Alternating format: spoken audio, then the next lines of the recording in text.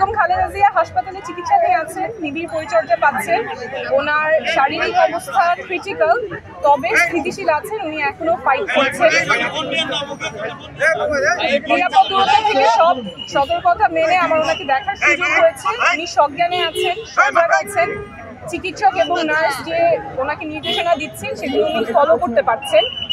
ওনার শারীরিক অবস্থা ক্রিটিক্যাল, তবে উনি ফাইট করছেন এবং দেশবাসীর কাছে আহ্বান থাকবে ওনার দ্রুত আরোগ্যের জন্য সকলে দোয়া করবেন।